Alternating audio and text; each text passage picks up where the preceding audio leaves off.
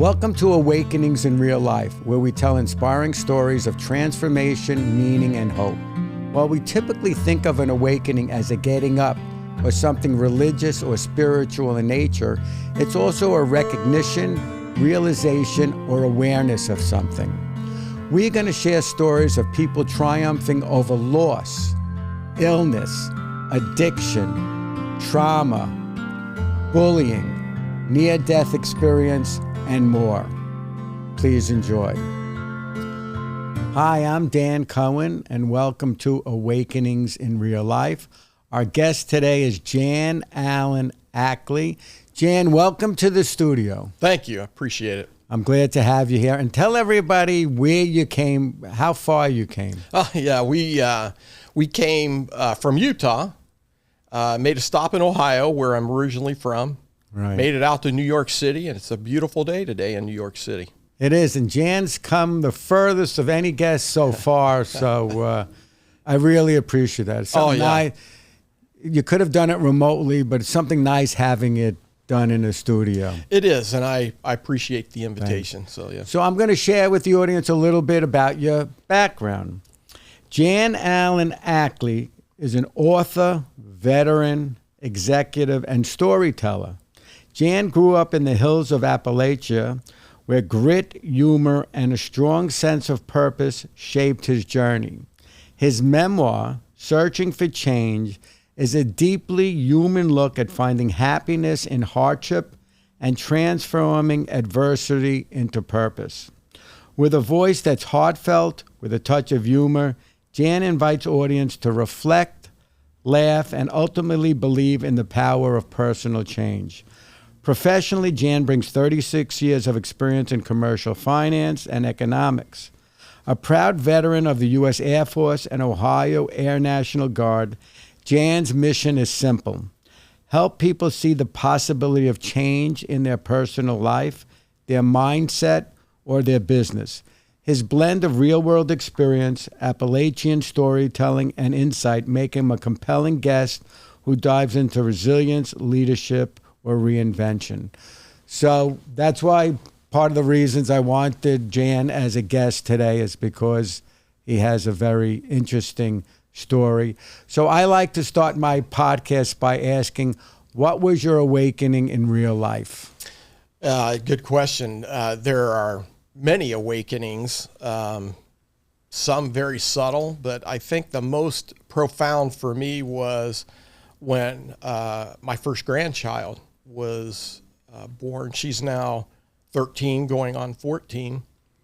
And I grew up without a father around much and had 5 children. But when she was born, it was profound for me because I wasn't sure what a grandfather did. Okay. And what do you do as a grandfather? And I had just learned to be a dad over the years.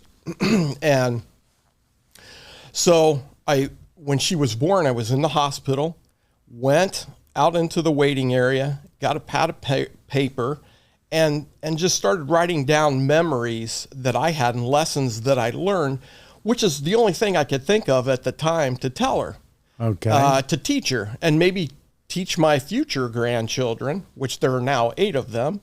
But so it was the beginning of a reflection over the past since I was a kid, and putting these lessons down on paper so that I could teach her. And then over time, people would say that read my notes, hey, you really need to write. There are people that would get something out of this. And so I put a book together. It took me many years to put the book together. Good things sometimes take time. Oh, and it did. I think it took me 11 years to get that book put together. Wow. I'm a business writer.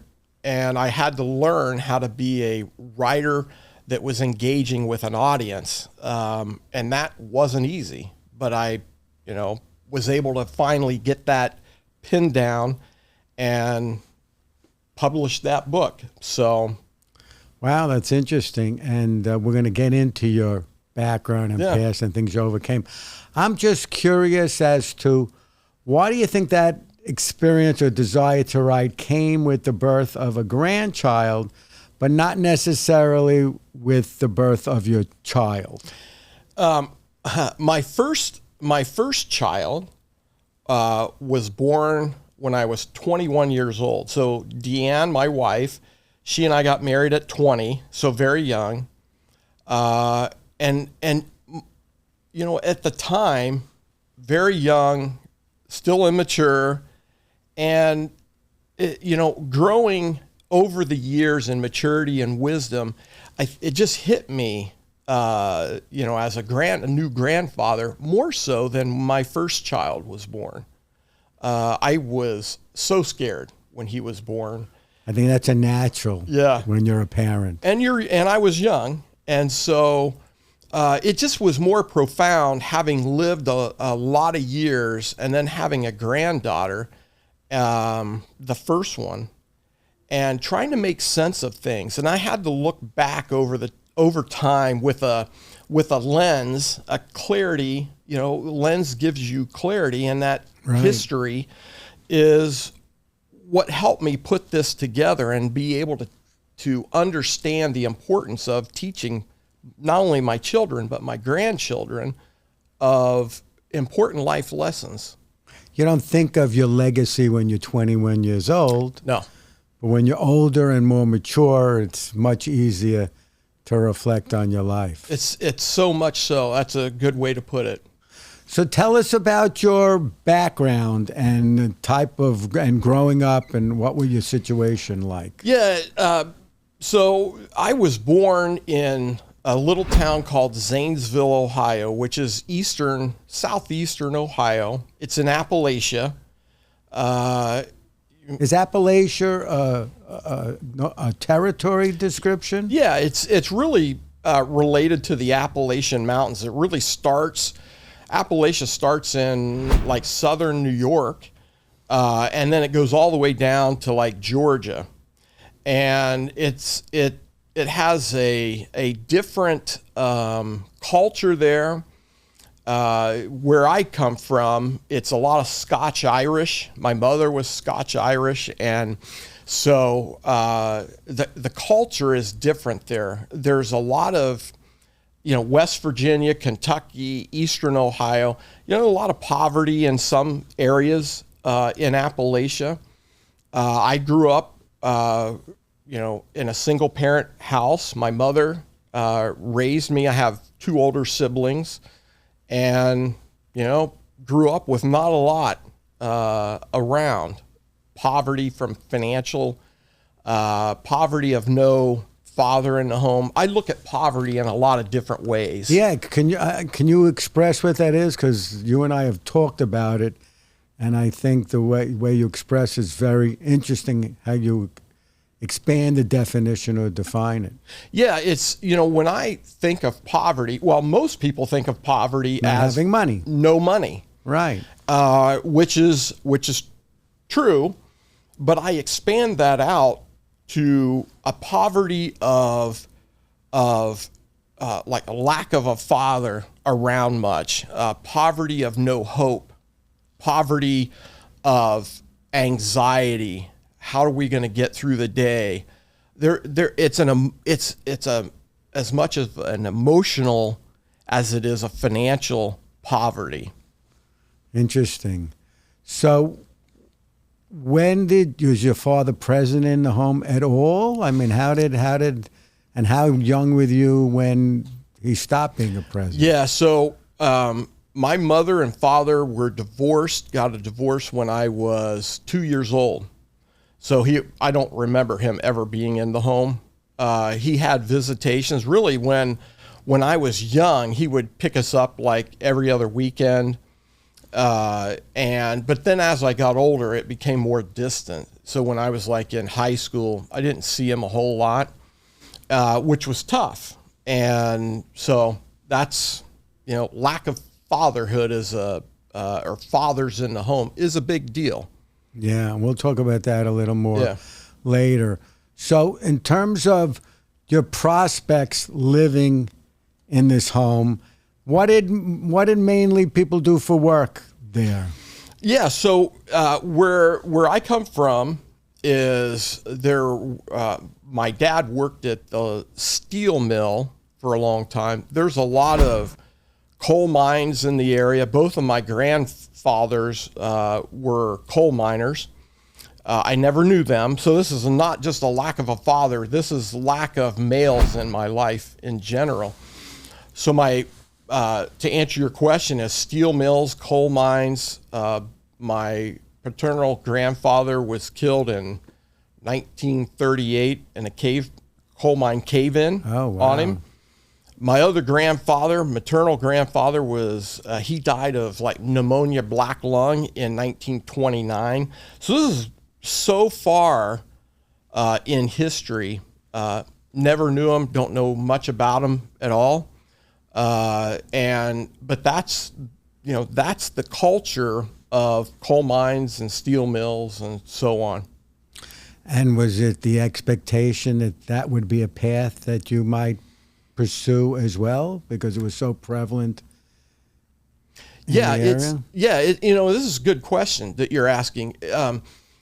There is one of the types of poverty that I look at is the lack of understanding of who you can be. When you have a culture, historically ancestors that were coal miners and they scraped out a living, that's all I knew. That's really all I knew. My mother didn't know any better. Didn't have anybody to tell me there's more to life than that. So answering your question is I did expect to do that, to do something like that. Going to college was for other people, the wealthier people and the people that were smart. I wasn't smart, which is how I grew up. Why did you think you weren't smart? Is it just, again, the culture? Or? Yeah, it's the culture. Terrible lack of confidence when I was young in junior high school. Just a total lack of confidence that I could do anything. And it held me back. I held myself back with that thought. And it just permeated everything that I did or didn't do because of a lack of confidence. I didn't think I could do math. I didn't think I could do well in school, so I didn't really try much. And it's that how I grew up with that mindset. You've described yourself to me, I think, in another call as a hillbilly. Yeah. Am I right? Yeah. Is that a stereotype? I grew up in Brooklyn, New York. You never described me as a hillbilly. Yeah. That would be interesting if you did, but no, my accent gives it away. No, totally. But where did that come from? And is it it's an Appalachian term, the hills of Appalachia. It's just a term that's used for people in that area. And so that's, I call myself that, a hillbilly. It's just where I come from, and it's a common term that's used. But is there a stereo out there that a hillbilly is not going to be a college professor? Oh yeah. It's, I jokingly call myself a hillbilly now. But back then, that was the mindset that I had was I'm not smart enough to go to college. I don't know how to go to college. I don't know how to make any of that happen. I don't know anything about it. So I avoided it. I avoided thinking about it. It wasn't even in my mind. And so it became over time, as I got older in high school, started to realize that maybe there's I'm on this dusty road, but there's this entrance ramp on the highway, and how do I get up there on that highway? And I started to realize maybe I could do more than I thought I ever could.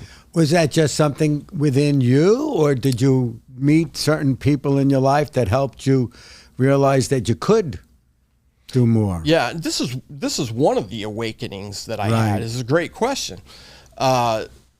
So I went to church a little bit, started going to church, and there were two men in church. One was a very, very wealthy businessman in town, and another guy he was a truck driver, but they had something in common, and that was they were really good men. I hadn't been around men very much in my life, and they reached out to me on their own. The truck driver, he called me one day and he said, Jan, I want to go out and help some people.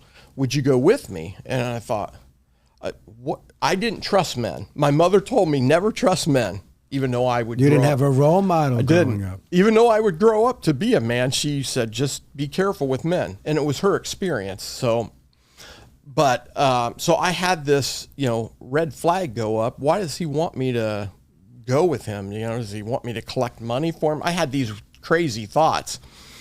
I finally said yes. And he drove up, he had boots on, hat, truck, and I got in. Cowboy hat? I think it was a cowboy hat. And I opened the truck door, and it smelled so clean. Everything was clean in the car, or in the truck.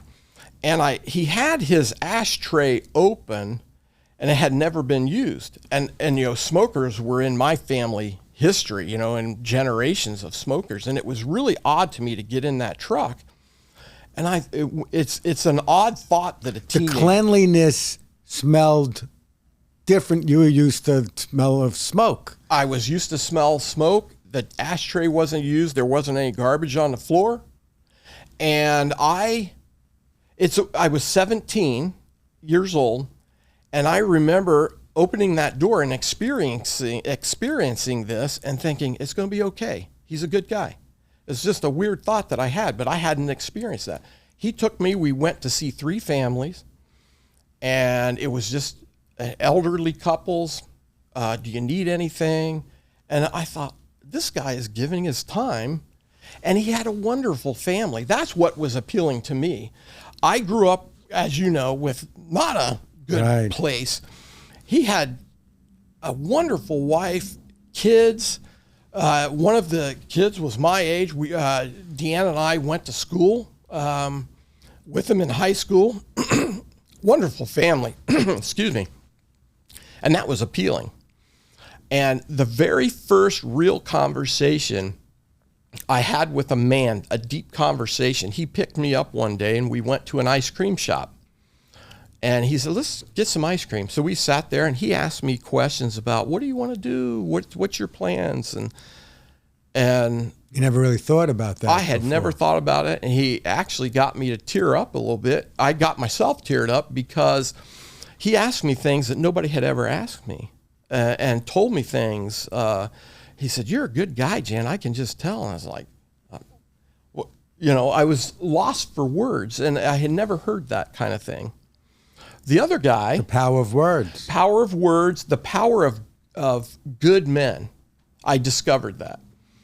The other guy, wealthy guy, he called me one time, and he said, hey, can I come over and visit you? And I didn't know why this wealthy guy wanted to come see some 17-year-old poor kid.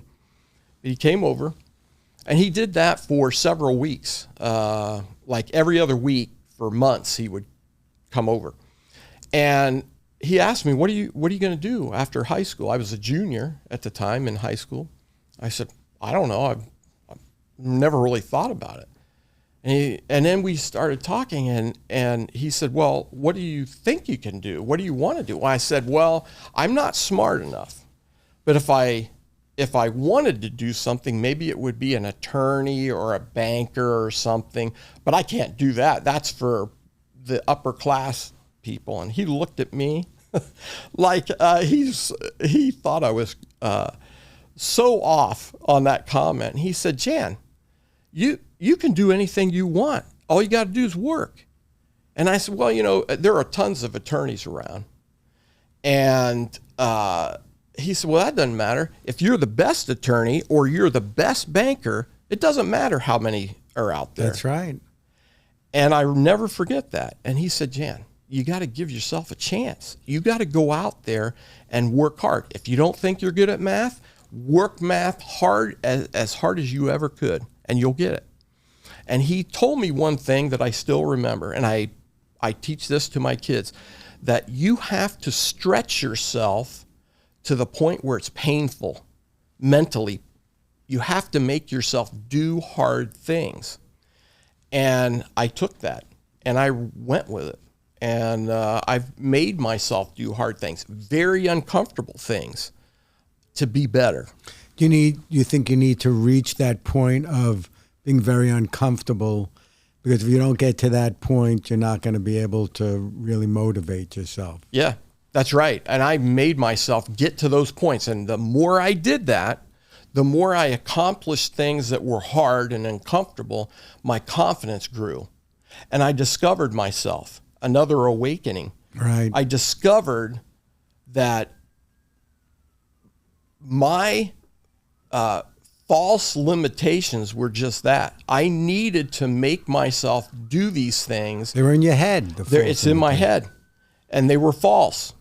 And I overcame that by just forcing myself to do things that I felt were very uncomfortable. I went into the military at 18, right after high school, and I just needed to learn discipline. I knew things about myself that I wasn't sure how to get out of, but I was smart enough at the time to think, okay, you need to go in the military, learn discipline, learn all of those things that they teach you. And I did. And I got through basic training. I was very, I didn't know if I could do it, but I did it anyway, very uncomfortable. And got through basic training, did well in it, went to Air Force Technical School, got through that, and my confidence continued to increase at each step. I'm curious as to, because there had to be other young men at the time in similar circumstances as you. Have you ever thought about, and obviously these two individuals recognize something in you because you've told your story, you're sharing your message, but do you ever think about why they came to you, and is it just for circumstance, fortuitous? Is there something more to it? Is it just good luck? Well, these were really good men, and I didn't know them well at all, but they, when I would go to church, I didn't go to church every Sunday, but when I go to church, I think they noticed me there, and they, like the truck driver and the business guy, they looked to help people. It was kind of their nature. It was this, they were good men, and good men look to help other people. And I think they were looking for somebody, they always kept their eye out for somebody that needed a little help. Just like the trip that I made with the truck driver to go see some elderly people. He saw a poor kid that could use some companionship and maybe teach him a lesson. And so it was just them looking for a way to help people. And I just fell into that group. Listen, I don't know the circumstances, but if I had to surmise, I think it's probably more than them just wanting to help people. That's obviously a wonderful thing to do.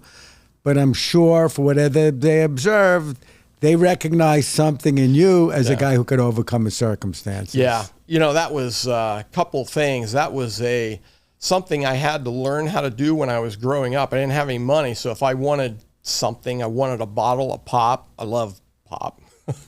But I had to go look. We call it soda here. I know. In the Northeast. And when I was in the Air Force down in Texas, they called it a Coke. Everything was a Coke, whether it was root beer. Right. It's like, everything was Coke. Everything was Coke. And then what kind of Coke do you want? Do you want root beer? Anyway. But, they were very intuitive. And I had to, when I was a kid, had to figure things out on my own. If I wanted pop, I would go out and look for pop bottles and gather them up and go down to the store and cash them in for a bottle of pop. So I had this mindset of necessity of trying to figure things out on my own. If I wanted something, there wasn't anybody helping me. I just had to do it, which is looking back was a great blessing to me today. But my father-in-law was a big influence. I met him when I was 18. I started dating my wife. We met in the 7th grade in junior high. Wow. Yeah. And started dating at the end of our senior year in high school. What happened in between? Well, that's a good question. I made fun of her when we were in 7th grade math class. She sat in the very first seat in the first row, and I was in the second row, 5 seats back. I picture this in my head like it was yesterday. And I would always get there before her, and then she would walk in, and I'd say something. 12-year-old kids, 12-year-old boys. I had this crush on her. Nobody knew, but I made fun of her like a 12-year-old. Like a 12-year-old boy. But she overlooked that. But we were kind of friends. We would see each other in the hallways in junior high and high school and say hi and everything to each other, but not like close friends by any means. But near the end of our senior year, she contacted me. And it's interesting that her dad was a dentist at the time. She lived, let's call it on the other side of the tracks. She lived in a nice area. I didn't live in that so much of a nice area. So you said, what does she want with me? That's exactly right, Dan. I would never have asked her out because of this mindset. She's in the upper class. I'm not worthy of dating somebody like that. And so I would never have asked if it wasn't for her. She's sitting right over here. She, I'm not sure what she sees in you, but I could see what you see in her. Oh, no kidding. I'm kidding. No, I married way up. But anyway, she saw something in me as well, and we've talked about it over the years. We went on our first date, and this is one of those other awakenings when I took Deanne out on a first date. Something about her was so different than what I was used to. And it was very different. The feeling was different. Everything about her was different. Went on a first date, we went into her house, and her mother was playing the piano and singing. Her mother was a great singer, piano player. I had really never heard a live piano and singing before, so I walked in the foyer and I hear this. The smell of the house was different. There was nice carpet on the floor. These little things that most people wouldn't recognize. You noticed. I noticed right away. Go into the living room. There are paintings on the wall. I didn't ever have paintings on the wall. It was an odd feeling. And I was standing there. She introduced me to her dad. Her dad got right up, shook my hand. It was like he knew me forever. It was so kind. Her mother was a little cautious of me, rightly so. Well, that was her baby girl. So. It's her baby girl. I come from a single parent, poor. What's this guy going to do for my daughter? And I get that, right? But I remember standing there. This is like the imposter syndrome, as I call it. I'm not worthy to be in this house. I'm not worthy. I almost didn't go.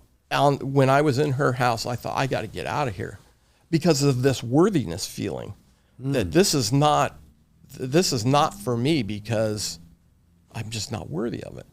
Weird way some people think, and when you come from my background. Anyway, we had a great time.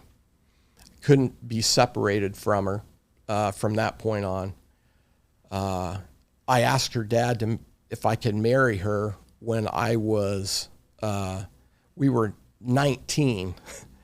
Young. So young. It was in October of, October of, I can't remember the year, 83. October of 83. And it was interesting because I had nothing to offer. I had no prospects really. And sat with her dad, and I thought I was just going to get an earful, but I asked him. And he said, I'd be honored. And to this day, I don't understand that, but he tells me now, I visited him a couple of days ago. He's 94, and he said, Jan, I saw something in you that you never saw in yourself. Same with these two other individuals, Yeah. the businessman and the truck driver. And again, I think you describe it as imposters Yeah. syndrome. Even with these positive influences telling you you could do things, you still felt it. So how did you overcome that imposter syndrome, and explain to the audience what you've done with your life? And that would, Yeah, the imposter syndrome, I fought as a young person. Even in college, I applied to Ohio State. I think they sent me that letter of denial, the decline, so quickly, because and I get it. I didn't have good grades in high school, but I wanted to go to college. At that time, I figured that's what I have to do to make something of myself. And so I ended up getting into Ohio State at a little branch campus. They said, if you go to this branch campus for a year and you take remedial everything, we'll let you into the main campus. So I did that for a year, got no credit. I had, everything was remedial math and English and everything. And I had to overcome that. It was like, should I even try to go to Ohio State? But as I made myself do hard things, I kept at it, got decent grades, and that was the start of, okay, I can do this. I ended up getting into the commercial banking business. I've been a banker, commercial lender for 36 years. I got after graduation, I got a job, interviewed with Comerica Bank in Detroit.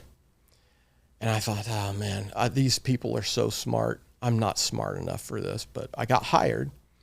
Imposter syndrome early on in my career was there. And it was just, to answer your question, it was just making myself overcome challenges to prove myself that I wasn't an imposter. right? That I could move my life forward if I was the one directing it. I wasn't going to be a victim, not a victim. I don't believe in any of that. It was under my control, even though I come from the background that I had, and it was going to be harder for me than a lot of others. I was determined to get through it. Yeah, so even though your wife and other people believed in you and told you what you were capable of, until you believed in That's you right. and you took the steps, it wasn't going to happen. That's exactly right. I had to prove it to myself, because I would hear my father-in-law and the people that that these couple of guys, and then my wife. I was shocked when she said, "Yeah, I'll marry you." But How many years are you married now? we just celebrated 41 years. Well, together. you've done something right. Oh yeah, yeah. It's been a wonderful life. But I had to prove to myself. I didn't know. I had this thought that maybe these people were just being kind to me, saying things that that they really didn't mean. I just had to prove it to myself. And it was a turnaround in my life as I did more of those difficult things and faced adversity in the face. I became very confident. Hearing it was not enough, right? Doing it gave you the confidence to start to believe that you were capable of doing it. Absolutely true. You have to believe it so deep down in your mind and in your heart that I can do these things, and I'm going to prove to myself either I can or I can't. And the interesting thing is, the more I did, the more I was successful. And Confidence breeds confidence. confidence breeds confidence. And as a teenager, I lacked a lot of things. Confidence was a main one, and I didn't do things that I could have done just because of a lack of confidence. Now it's the opposite. I reach out and do things because it's really cool to learn new things every day. I still make myself do hard things. So it's been life-changing to just basically the awakening that over all the years from where I was to where I am, people matter. They can do things that they never thought possible if they would just take control and make themselves feel anxiety, make themselves do hard things, it's life-changing. So I'm sure that throughout the years you struggled with, from your background, some self-doubt at various times. How did you handle that throughout your life? Self-doubt, always self-doubt. I think... no more imposter syndrome is much deeper than that. Yeah. You can get to the point of everybody has self-doubt at some point. Oh, yeah. Everybody has self-doubt. I remember when I first got into the banking industry, I would be in... there were a lot of bankers around me, and we'd go into, this is very common when I was a young business guy, go into a conference room where there was a lot of people sitting around there, and I would automatically go in there and think, I'm the dumbest person in this room. Self-doubt, self-doubt. Right. And I overcame that by, I just kept working, and I listened to people as they did their business, what they had to say, how they analyzed things. And for me, it's like, I already knew that. I knew that. And I wouldn't speak up first because I had self-doubt. Is what I really analyzed and how I think about this correct? But then I listened to people, and their stuff wasn't any better than mine. And over time, it became... that confidence in what you knew and your own ability, and that self-doubt goes away because you learn that you have the confidence to share the things that you know. That's absolutely true. And the more I did that, the more I spoke up. Many times I spoke up first, and then I noticed that people would listen to me. Oh. And they would take my advice, and they would say, I never looked at it that way, Jan. This is pretty cool what you're doing. It's that over time, and it's not like a light switch. It's over time. And awakenings can happen over time too. It doesn't only have to be a light bulb switch. That is very important comment, Dan, that you just made, is awakenings are not often a light switch. Sometimes they are. Most of the time they're subtle, but you have to be intuitive enough to realize, hey, this is an important subtle thing for me, and I need to do something with it. So a lot of times it's over time, recognizing these little things that are moving you forward. Absolutely, I agree. So you talk about finding happiness, right? How would you describe finding happiness? Have you found happiness? Is it an ongoing process of finding happiness in someone's life, your life? Yeah, happiness is the most important thing, I think, for most people, finding it. I think there are a lot of people that are unhappy, and they're not sure how to find it, how to be happy. I was very unhappy growing up, especially in my junior high and high school years. I was just very unhappy, lonely a lot, didn't have a lot of friends. And I got tired of being unhappy. And so, what made me happy was finding my wife now. Back when I started dating her, she was happy, her family was happy, and it rubs off. And she had a nice family, very stable family life, good dad. And so I discovered over time, when I was single and 18 and 19, and the only thing you think about is yourself. And I thought about myself all the time. What's going to make me happy? What can you do for me? What can you do for me? Somebody needs to help me be happy. But then when I got married, it wasn't about me. It was about my wife. The more I focused on her and other people, I discovered the happier I became. I have 5 children, and then it was even more or less about me. Right. And the more I thought about other people, the happier I became. And the other thing that ties into that. So it wasn't so much finding happy for yourself. Your happiness came in your family and being there for your That's right. family. I was happy that I was that I was taking care of them, that gave me great happiness that I could be there for them. I provided for them. The more I did that, the happy it seems the opposite, but people that focus on themselves solely tend to not be happy. Right. It's your relationships and how you treat people. I've been a very successful banker because of how I treat people.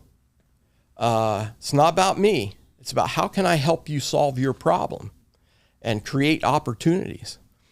The sister of happiness from thinking of other people is gratitude. I have some interesting things that stick with me. My book is called Searching for Change. It's got a couple meanings there. Searching for change is when I was young, our gas tank was always on empty. My mother was always trying to put $1 in. So she would come to me and say, Jan, we need to look in the couches and look around drawers to search for some change so we could get in there, buy some gas. The other, it's a bigger meaning naturally, searching for change in life. Sure. But the reason I tell you that story is because gratitude permeates everything I do, even little things. To this day, I will go to the gas station, I'll fill up my car, and I see that gas gauge on full, and I get this comfort feeling. And I'm in my 60s, and I still get this comforted feeling and have so much gratitude that I can put gas in my car. I have gratitude for little things. That is the key to happiness, is feeling gratitude for things in your life. Don't focus on the things that are problems in your life. Not how much money you have. No. That's not. It's interesting to me that earlier in our conversation, you have a number of definitions for poverty. Yeah. And now you have not necessarily the typical definition of happiness. Yeah, it's true. Happiness is not about money. You can find people that are incredibly wealthy that are very unhappy, lonely. That's not happiness. Money is not happiness. It's gratitude for what you have, not focusing. If you focus on your problems, they become bigger. Your problems become bigger as you focus solely on that. The same thing happens as you focus on the good things of your life, and they grow as your gratitude will grow as you focus on the good things in your life. Never about money. It's about your family. It's about people that you meet, things like that. Yeah, I agree with you too. To me, it's in other words of asking the question, what's the most important thing in life? Obviously, gratitude is a big one for you and your family is too, and lower down on the list. I always say money can make your life easier, but it's not going to make you happy if you don't have a good foundation. That's perfectly said.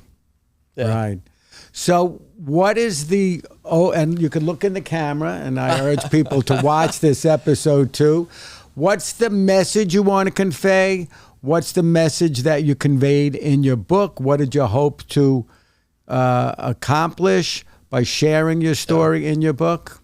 Well, the reason I wrote the book, not just for my family and grandchildren and children, it was these lessons. As I've met a lot of people over the course of time, there are people that could use this message. And the sole purpose that I wrote the actual physical book and getting it published was to help people. I want to help as many people find happiness, be successful in their life, and to the extent that this book is one thing that may be there that triggers something for them is important to me, because being happy, being successful is one's goal, should be one's goal in life. Understanding I talk a lot about fatherhood. Yeah, I was going to ask you about that. How is not having that presence affected you the type of father you are? It was not having a father around was significant. I knew it at the time that I was growing up, that I really I would see my friends with their fathers, and I think that's so cool that, you know, that they have that. And so seeking how to be a good father was a goal of mine. I had to learn. I was young. My first child was born when I was 21. He's now 40. But tough enough knowing yourself at 21. Oh, the no kidding. responsibility of being a parent. And I had to learn because my dad didn't have a father, killed in the coal mines. I didn't have my dad around. You know, even his dad or my father's grandfather. I can't remember how he passed away early. So there's no fathers around. So I had no basis to know what to do. The only thing I could think of was I need to be here. I need to be with my kids and focus on them as they're growing up, which is all I knew to do, and I did. Being present was a very big thing for you. Yes. Clearly. It really was. Being present, playing with them. We connected very early, but I felt the lack of fatherhood, and today it's an epidemic in today's society of no fathers around. You know, there's statistics in my book that I write. Not a lot of statistics in the book, but there are some important ones in there that when you don't have a father around, a lot of things don't go well statistically. I often call myself a statistic that never was. What do you mean by that? I mean, I should have been in the statistics of not being successful. You know, 80% of men that are in prison didn't have a father around. Right. I should have been one of those statistics, but luckily I was not. And that's why I say that about myself, and why it's so important to recognize in society today, we have to somehow fix this. I don't have all the answers to it, but fathers need to be present. You know, a good family life is very important with their mother and father. Sure. To raise up raise up the kids. It's incredibly important, and we have a lot of societal problems because of a lack of fathers being present in the home. Right. That role model. Yeah. You need more than just your mother, but your father. That's too. right. Yeah. So what I like that when you were talking about your messages helping people, right? From my discussions with you, that makes a lot of sense because you're more about, other than your own, is to give back and to share with others. And I admire that a lot. So look in the camera again and tell the people out there where they can find your book, how they can contact you, and any other things you want to share. Yeah, I appreciate it. You can find my book. It's on Amazon. It's under the name of the book is Searching for Change. You can search that in Amazon. It's also on Audible. So there's an Audible. Do you do it? No, I hired a professional narrator. Do they sound like a hillbilly?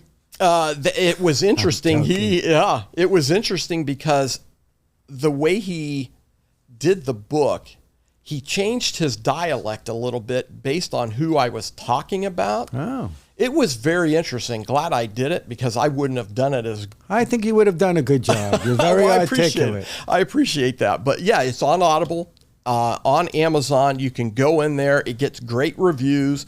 I really haven't advertised the book. I probably should do that, but it's gotten great reviews.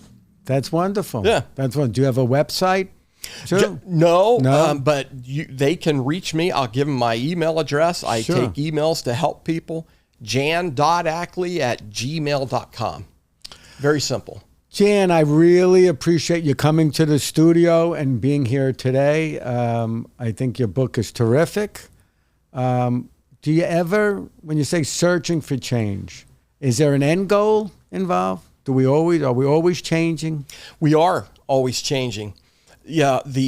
As I get older, the older I get, I discover new things. And so I change based upon what I learn. I just love to learn new things. It's so cool. And based upon what I learn, it helps me to understand things better, causing me to change a little bit. So things pop up every now and then. So it's never ending, searching for change. You'll have enough room for a sequel. Yes. Story? Yes. Just don't tell my wife it's going to take another 11 years to write this book. No, I say 5.5. We'll cut it in half. Yeah, that's right. Yeah. Anyway, thanks again, Jan, for coming down and being our guest. I really appreciate everybody to reach out to Jan and to read his book. It's an important book, and I think it'll help a lot of people out there. Thanks again, Jan. Thank you. Thank you for listening or watching this episode. If you enjoyed our guest, please go to our website, awakeningsinreallife.com, where our guest shares a story different than their awakening. It's really very interesting.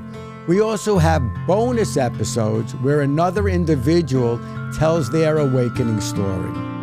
Please also check out my book, Awakenings in Real Life, where I tell the story of my dad's awakening from his dementia and the message he sends that he still lives and appreciates life. It's available on Amazon pre-sale and also tells other family stories.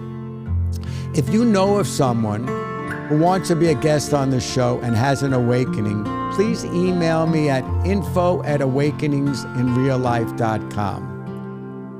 We're also available on social media.